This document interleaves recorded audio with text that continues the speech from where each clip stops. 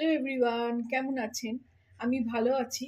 আজকে এখানে দেখে বুঝতেই পাচ্ছেন, আহ, এই যে উম, গাজর, এই মূলি, গাজর আর মির্চ, মানে আচার বানাবো।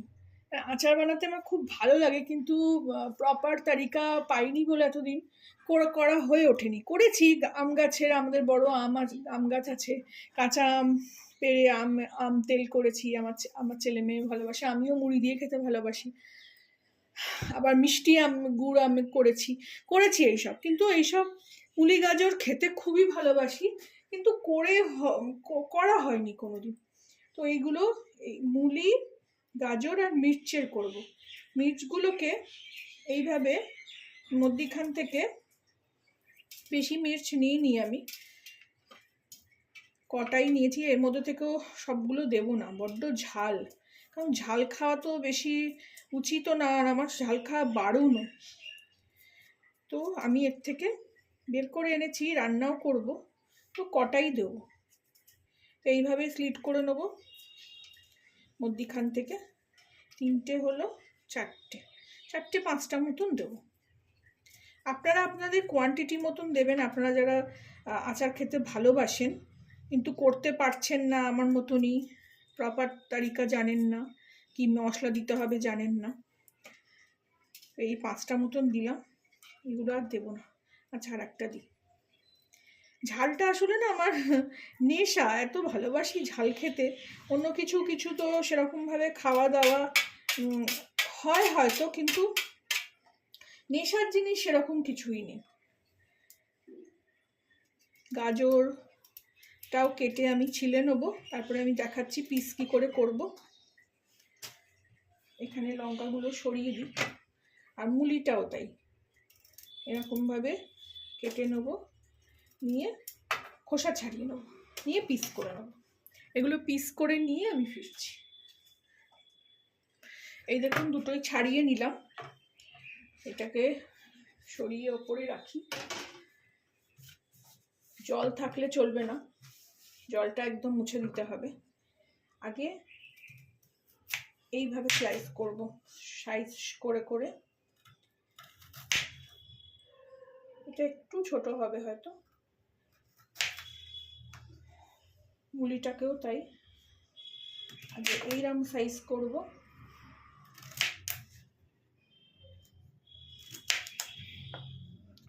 তারপরে গাজরটা মধ্যিখান থেকে নিয়ে, এগুলো একটু সাবধানে করবেন কারণ খুব শক্ত।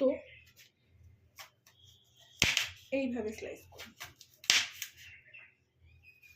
ছোট ছোট পাতলা পাতলা হলো।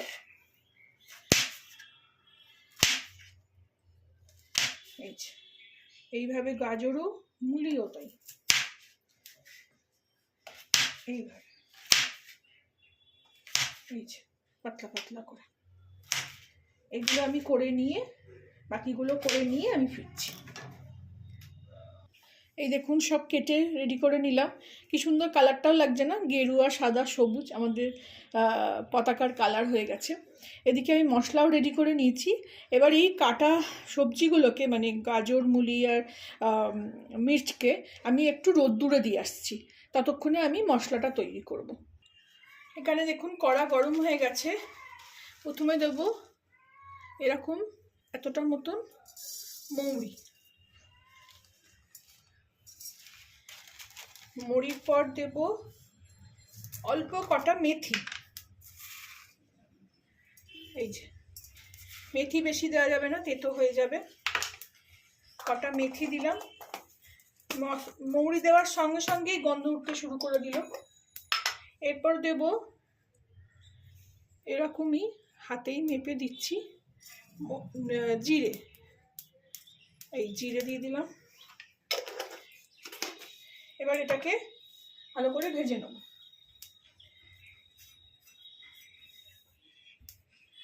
আঁচটা একটু জোরে দিলাম, কোয়ান্টিটি অনুযায়ী। আমার যেহেতু আচার কম, সেহেতু আমি অল্প অল্প মশলা করছি। অল্প ভাজার পর, এটা হলো আমার রাই। এই দেখুন ছোট ছোট দানাগুলো একদম, এটাও এতটা মতন দিয়ে দিলাম। রাই আচারের জন্য খুবই ভালো। তো একটা মানে খট্টা আনবে, এটা বেশি পোড়ানো যাবে না। আমি আঁচটা বন্ধই করে দিলাম, কড়াটা গরম হয়ে আছে। দরকার পড়লে একবার জ্বালাবো। আর দেবো একটু আজওয়াইন, জোয়ান একটুখানি। এখন চড়বড় করছে একদম। আজ কিন্তু আমি বন্ধ করে দিয়েছি, কারণ কড়া বেশি গরম হয়ে গেলে এগুলো পুড়ে যাওয়ার ভয় থাকে। পুড়ে গেলে কিন্তু আচারের টেস্ট একদম নষ্ট হয়ে যাবে। যতটা কড়াটা গরম তার মধ্যেই এটাকে নেড়ে নিতে হবে। এই হলো আমার 5 রকম আমার আচারের মশলা। মৌরি, জিরে, মেথি, সর্ষে আর জোয়ান।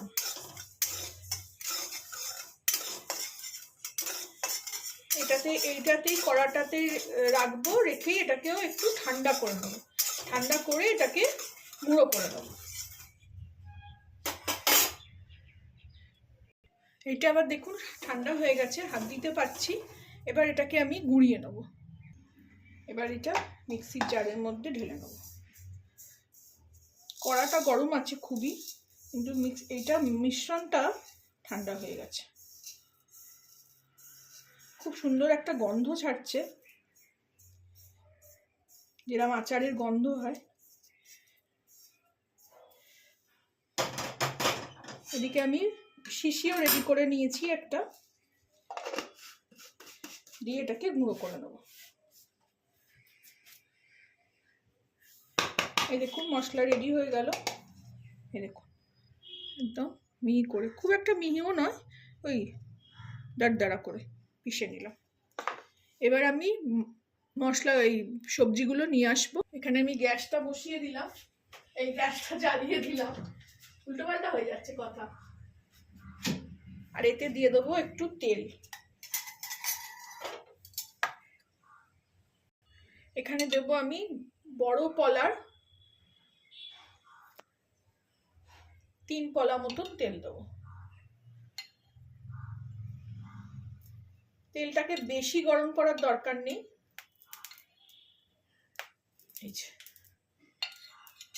বেশি গরম করার দরকার নেই, অল্প গরম করলেই হবে।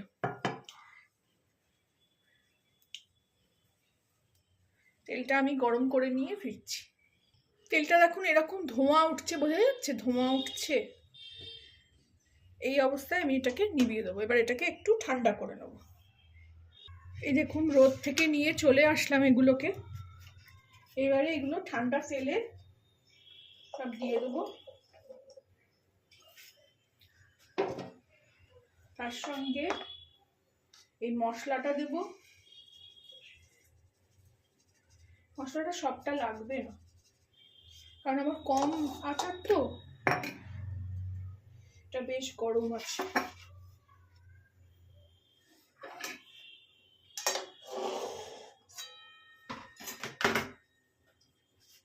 এর সঙ্গে দেব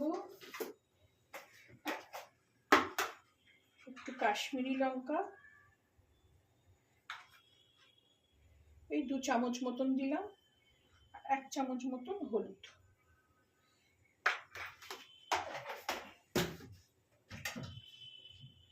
আর দেবো স্বাদ মতন নুন। নুন ছাড়া সবই অপূর্ণ, কোনোটারই টেস্ট আসবে না। স্বাদ মতন নুন দিয়ে দিলাম। এই যে মশলাটা রইলো, এটা আমি আবার লিখে মানে নাম লিখে একদম ফ্রিজে তুলে দেবো, দিলে আবার সামনে বছর করতে পারবো। এই মশলাটা এই আচারটা অনেক দিন পর্যন্ত রেখে খাওয়া যায়, কিন্তু আমরা বাঙালিরা অত বেশি আচারও খাই না। একটু শীতকালেই ভাল লাগে পরোটা, খিচুড়ি এসব দিয়ে। দেখুন দেখেই আমার বলতে বলতেই মুখে জল এসে যাচ্ছে। এটা একটা ইনস্ট্যান্ট আচারের রেসিপি আমি দেখালাম, শেয়ার করলাম। আপনারাও বানাবেন, খাবেন, আমাকে জানাবেন কেমন লাগলো।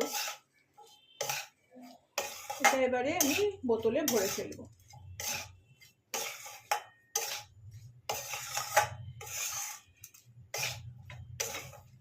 আগেও আমার দুটো আচারের রেসিপি গেছে, একটা আচার নয়, ওটা আমার আমলকির মোরব্বা একটা, আর একটা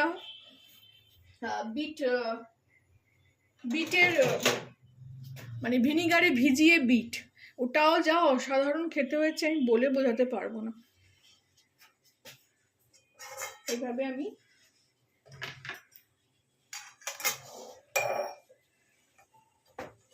এরকমভাবে পারি কিনা, হ্যাঁ এরকমভাবেই করে দিই।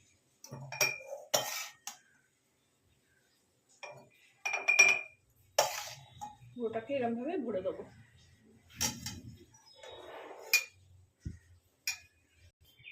এই দেখুন সবটাই ঢেলে দিলাম।